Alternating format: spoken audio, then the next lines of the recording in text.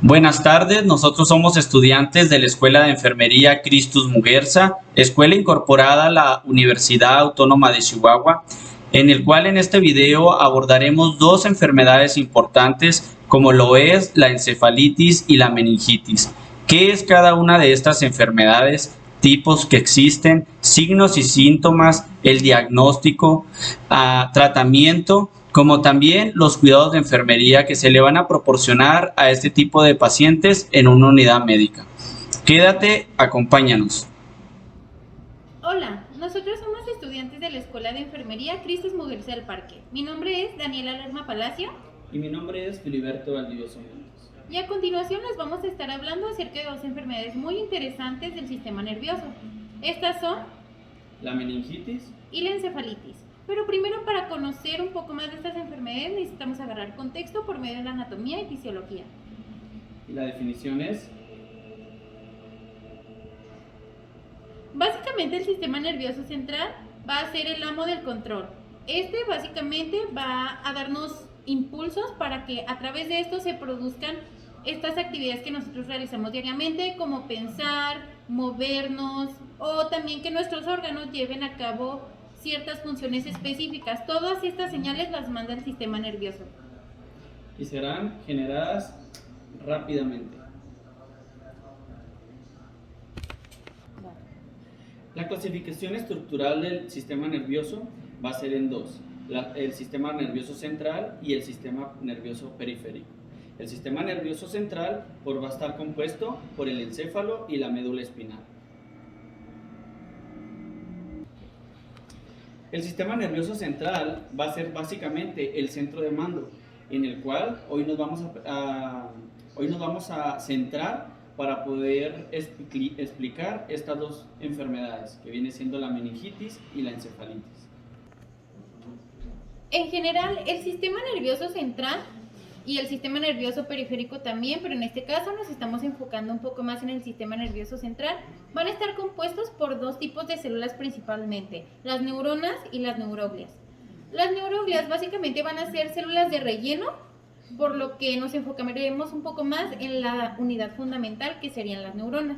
Estos básicamente se van a encargar de transportar esos impulsos eléctricos a través de sus axones y unirlos. Entonces, pues a grandes rasgos, las neuronas son las que nos ayudan muchísimo a repartir estos impulsos y generarlos a partir de que les llega algo, ¿no? Una señal. Y pues estas van a estar separadas. Por ejemplo, estas neuronas, van a estar separadas de los líquidos que están en la sangre por una barrera llamada hematoencefálica, que van a ser capilares menos permeables que de todo el organismo. O sea, aquí van a batallar para que ciertas sustancias la puedan atravesar. A excepción de sustancias importantes como podrían ser hidrosolubles, un ejemplo clarísimo vendría siendo el agua o también la glucosa, porque la glucosa se necesita en muchos procesos metabólicos, además de unos aminoácidos esenciales también. El sistema nervioso central va a estar cubierto y protegido por 3 capas de tejido conectivo que van a cubrir y proteger el sistema nervioso central, ¿verdad? En la capa más externa, esta va a estar dividida por 2 capas, una externa y una interna. En la externa, esta va a estar pegada directamente literalmente al hueso, que va a ser llamada perióstica. En la parte interna vamos a tener que va a estar pegada a la adenoides. La siguiente meninge de las que les vamos a hablar va a ser la aracnoides. Esta básicamente va a ser la meninge más vascularizada y va a estar separada de la pía madre por medio del espacio subaracnoideo, donde ahí va a estar circulando el líquido cefalorraquídeo, del que ahorita les vamos a hablar un poco más adelante, más a detalle. La pía madre va a ser la capa más interna, más transparente y más frágil. Esta va a tener contacto directamente con tejidos nerviosos. El líquido cefalorraquídeo ahora sí va a ser un líquido que va a ser de una composición muy similar al plasma sanguíneo. Básicamente lo que va a tener de diferencia del plasma va a ser que va a tener menos proteínas y más vitamina C.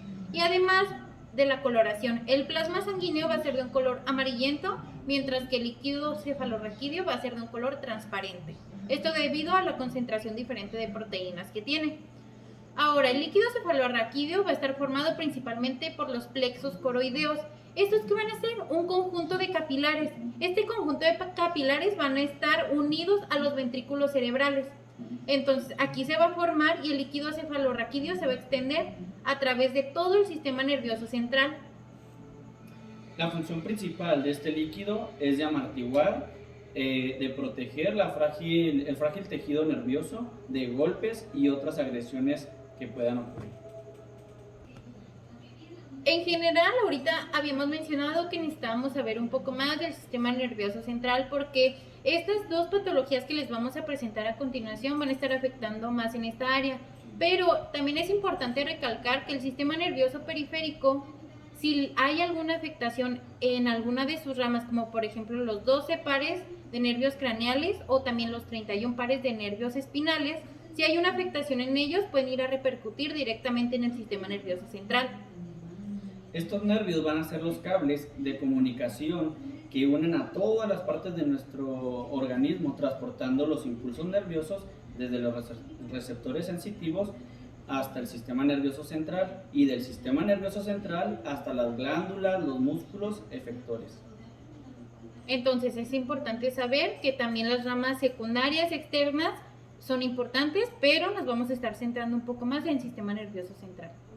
Los 12 pares craneales van a ser 1 olfativo, 2 óptico, 3 motor ocular común y 4 patético, 5 trigémino, 6 motor ocular externo, 7 facial y 8 vestíbulo coclear, 9 glosofaringio y 10 vago, 11 espinal y 12 hipogloso. Comenzando con la encefalitis, ¿qué es la encefalitis? Pues la encefalitis es una inflamación del parénquima cerebral o del tejido funcional.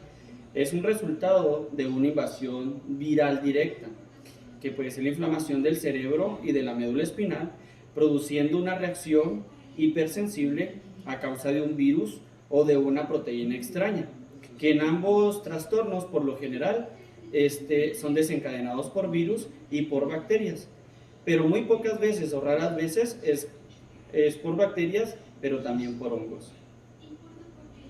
Vamos a tener dos tipos principales de encefalitis, la primaria y la secundaria. La primaria va a consistir básicamente en aquella donde la infección se va a originar en el sistema nervioso central. ¿Esto qué quiere decir? Que la infección no va a dar en otra parte del cuerpo, más bien va a dar directamente en nuestro encéfalo y puede que llegue hasta nuestra médula espinal. La encefalitis secundaria, esta se va a originar en cualquier otra parte del cuerpo, pero ¿qué pasa? Que hay una encefalitis postinfecciosa que esta después de 2 o 3 semanas de su infección inicial viajará directamente hasta nuestro sistema nervioso central.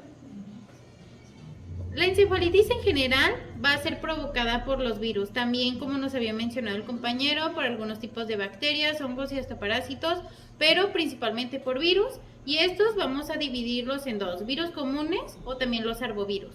Los virus comunes van a ser aquellos que, como su mismo nombre lo indican, van a ocasionar enfermedades comunes, como por ejemplo el virus del herpes, que nos va a causar, como su mismo nombre lo dice también, el herpes, o también enfermedades causadas por enterovirus, como la poliomielitis, o también vamos a tener que causan enfermedades como el VIH o cosas por el estilo.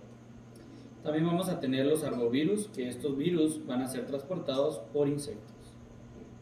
La fisiopatología de la encefalitis va a consistir prácticamente en que el virus o la bacteria o el parásito va a entrar por alguna vía, pero como habíamos mencionado anteriormente, va a ser mayormente causada por un virus y esto va a ser como lo más común, por así decirlo. Entonces, el virus va a entrar por alguna vía. Nosotros encontramos que entraba principalmente por la faringe, pero no se descartaba tampoco la vía genital, pero es más común por la faringe. Entonces, entra a la faringe, de aquí va a infectar los ganglios trigéminos sensitivos, que como ya habíamos visto, vamos a tener pares craneales. Y el número 5 va a ser el trigémino, entonces va a infectar este par craneal y de aquí se va a extender hasta llegar a los plexos coroideos, que como también habíamos mencionado anteriormente, son los encargados de producir líquido cefalorraquídeo. A partir de aquí se va a empezar a extender por todo nuestro sistema nervioso central y a partir de aquí va a empezar a reproducirse, replicarse, hasta que nuestro cuerpo va a detectar estas sustancias extrañas, estas proteínas por las que van a estar formadas, y va a empezar a producir una reacción de defensa. Entonces, por lo mismo, va a empezar esta inflamación tan característica de la encefalitis. Los signos y síntomas de la encefalitis, pues principalmente van a ser fiebre, dolor de cabeza, vómitos, malestar, rigidez del cuello y, por ejemplo, en síntomas más graves, pues va a poder ser, por ejemplo, una fiebre muy elevada, confusión, un coma, sensibilidad de la luz, también puede ser, por ejemplo, alucinaciones y somnolencia. Ahora, nosotros también vamos a tener un fenómeno llamado crisis olfativa. Esto es importante mencionar porque va a darnos un punto de referencia para nosotros poder diferenciar a qué tipo de virus nos estamos enfrentando. Por ejemplo, la crisis olfatoria va a caracterizarse porque va a ser un periodo donde a nosotros todo nos va a oler mal. Entonces va a oler mucho a huevo podrido, a carne quemada, y esto lo que nos va a indicar es que va a ser una encefalitis por el virus del herpes común. La forma para diagnosticar la inflamación es por imágenes a resonancia magnética, como la tomografía computarizada, para detectar qué tipo de inflamación es o otras causas que pueden ser como un tumor. Otras formas de diagnosticar vendría siendo también por medio de una punción lumbar para extraer líquido cefalorraquídeo, donde nosotros vamos a poder observar si hay una presencia de virus, bacteria u otro causante. También otra forma podría ser por medio de algún examen sanguíneo para también saber si hay una presencia de virus, bacteria u hongo. Y también otra forma es por medio de la orina para detectar exactamente esto mismo, si hay una presencia de virus. También es recomendable una biopsia cerebral para ver si el paciente se está deteriorando, cuál es la causa o por si no está muy clara.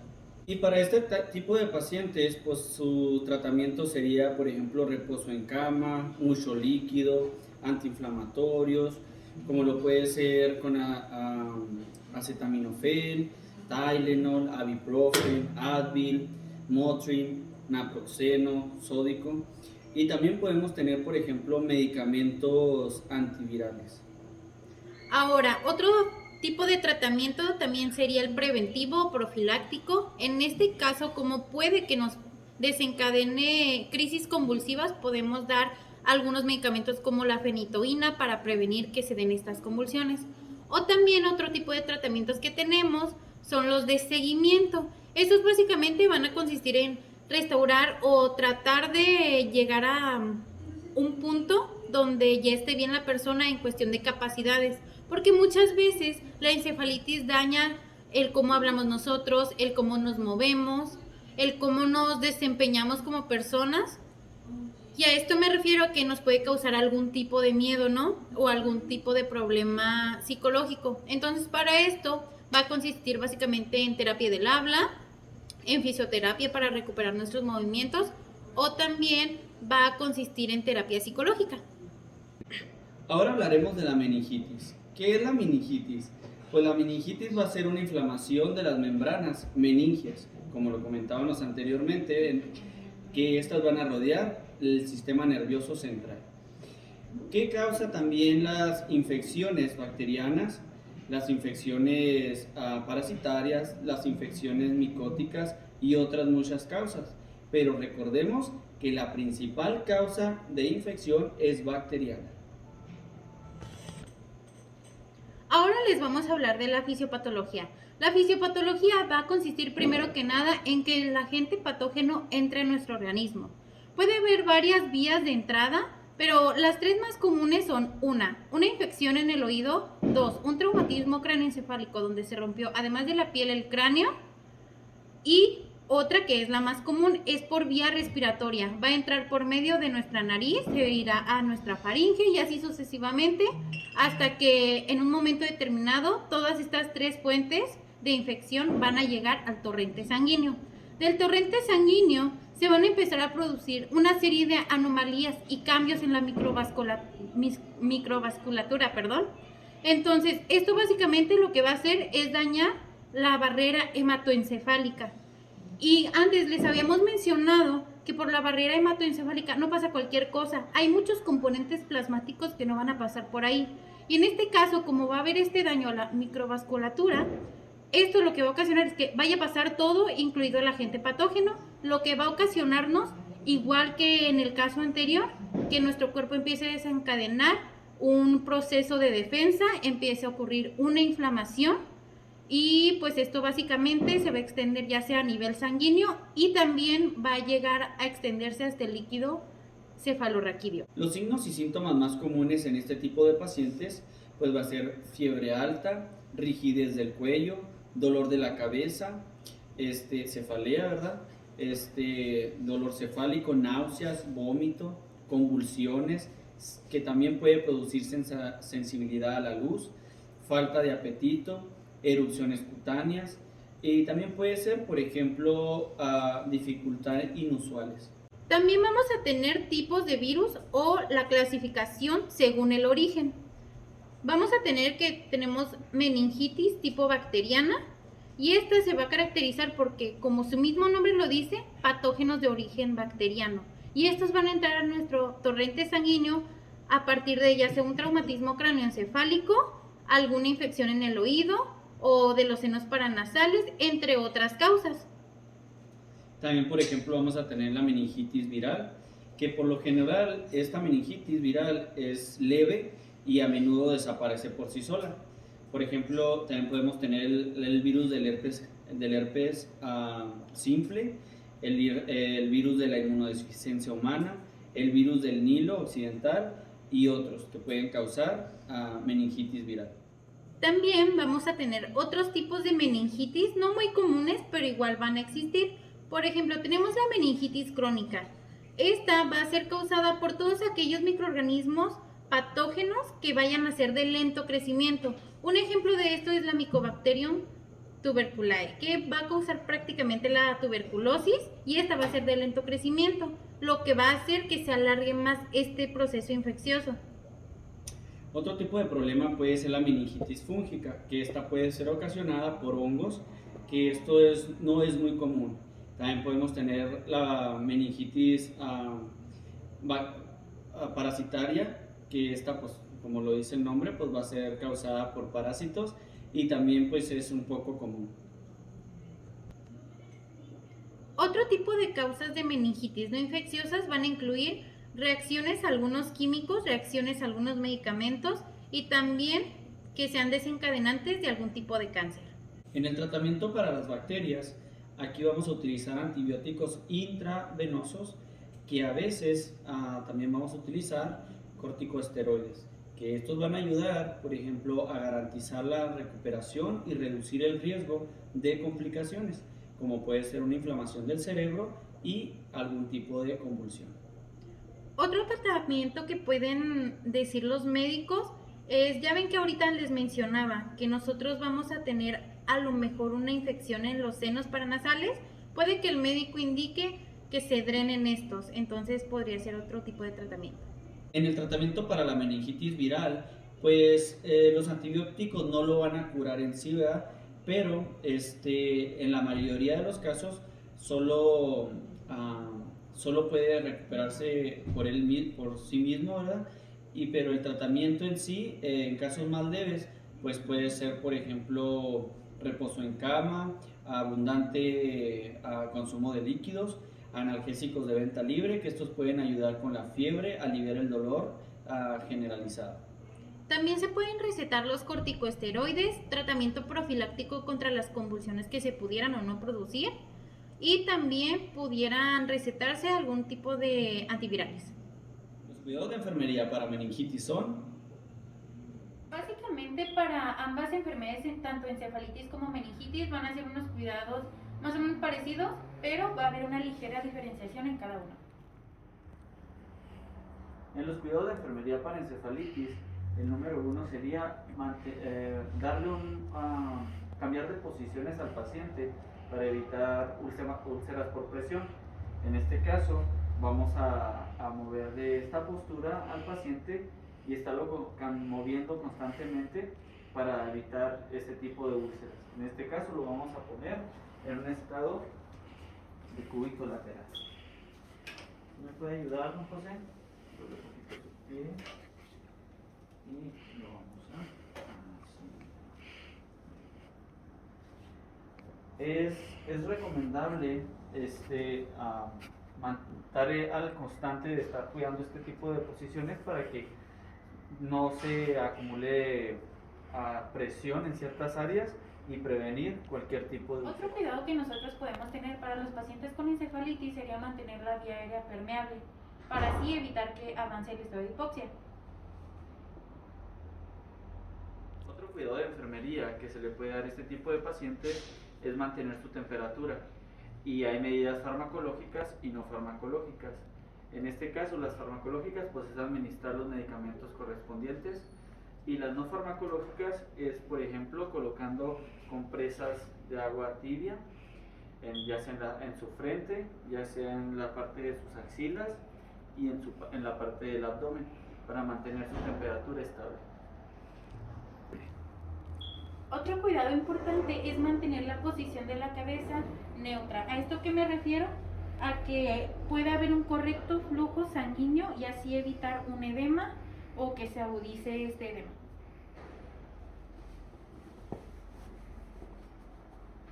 En este tipo de pacientes es importante subir las barandas y proteger, porque tienen riesgo de caídas, y para mantener su integridad. Otro punto importante es la valoración hemodinámica y el chequeo de los signos vitales. En este caso le estamos checando al paciente la temperatura, también la presión arterial. Y otro punto muy importante es también checar constantemente el estado de conciencia, hacerle una valoración de Glasgow. Otro dato importante que tenemos que checar son sus pupilas, ver si hay reacción, a ver si hay reacción a la luz, a su diuresis, su hidratación y la ingesta de alimentos. Otros cuidados importantes son checar siempre la estabilidad del paciente, por lo tanto tenemos que brindarle un ambiente tranquilo, que no haya un exceso de familiares, que no haya un ambiente con mucho ruido, entonces eso es muy importante. Y tenemos que checar siempre el funcionamiento de los pares craneales, del funcionamiento respiratorio y el cardíaco. Los pacientes con meningitis normalmente van a tener un dolor o cefalea en el área del encéfalo. Entonces, tenemos constantemente que valorar el dolor. Y también otro signo muy característico de la meningitis es que va a haber rigidez en el área del cuello. También eso tenemos que estarlo valorando constantemente. Dependiendo del tipo de meningitis que se esté presentando con el paciente, lo más importante es mantener las precauciones necesarias, tanto para el personal como para el paciente, porque la meningitis es la meningitis que se esté presentando. Dependiendo de la meningitis que se esté presentando, el paciente va a mantenerse aislado, en aislamiento, manteniendo nosotros los protocolos de seguridad para protegernos tanto el personal como el paciente. Una de las medidas muy importantes para la mayoría de los tipos de enfermedades es mantener el tratamiento farmacológico, para así evitar que la patología siga avanzando o causando otros daños externos. Por ejemplo, en caso de haber edema, podemos administrarle solución con corticosteroides para disminuir la inflamación, o también antidiuréticos.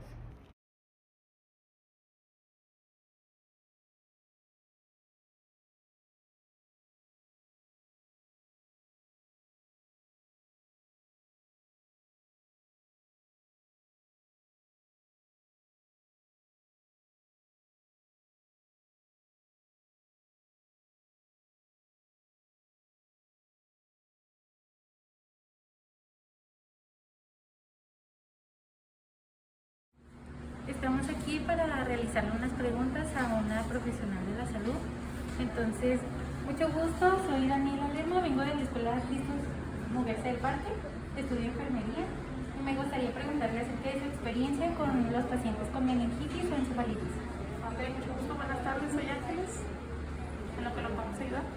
Muchas gracias. ¿Ha tenido muchos pacientes con meningitis o encefalitis? No, nada más me ha tocado uno. ¿Y qué tal estuvo el trato? ¿Tuvo que tener algunos cuidados de enfermería extras? ¿Se le complicó? Lo que pasa es que tenía varios, aparte de la meningitis, tenía otros diagnósticos. Sí, estaba grave el paciente de 37 años. ¿Su meningitis se debía a otra enfermedad?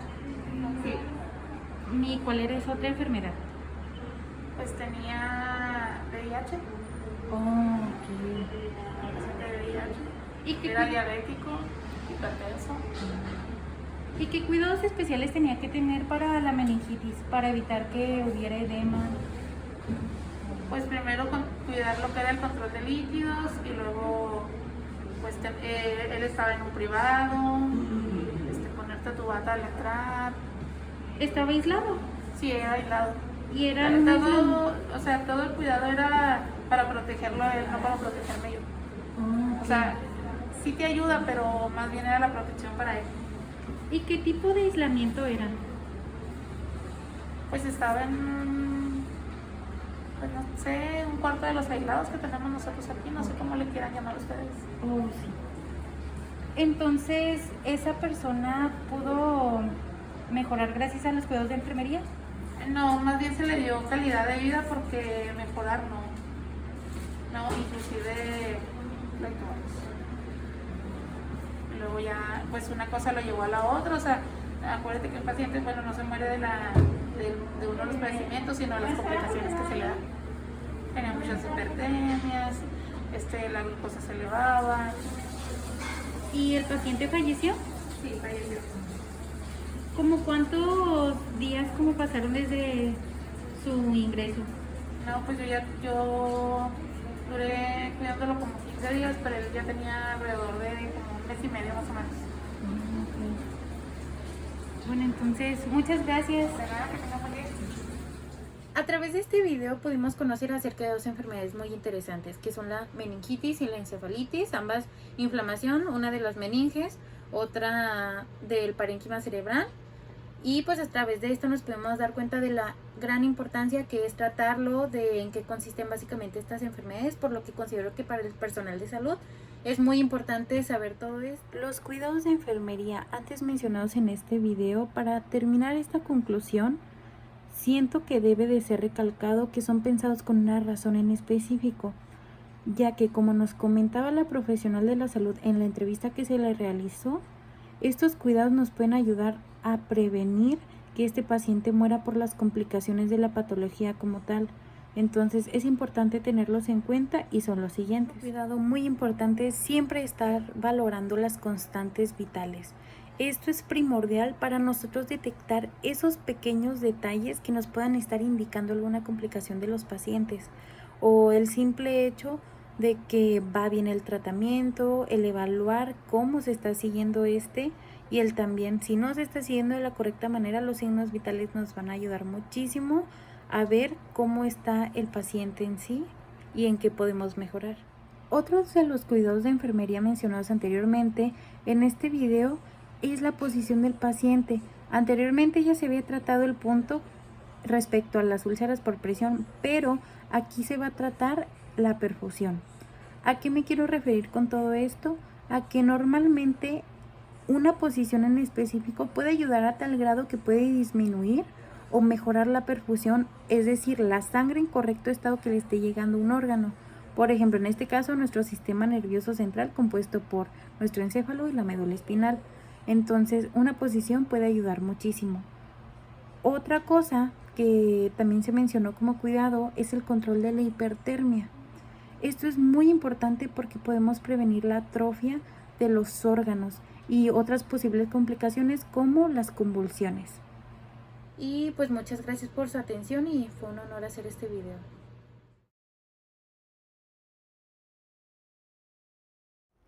Otro cuidado importante en este tipo de pacientes es subir las barandas porque tienen riesgo de caída. Ahora hablaremos de la meningitis.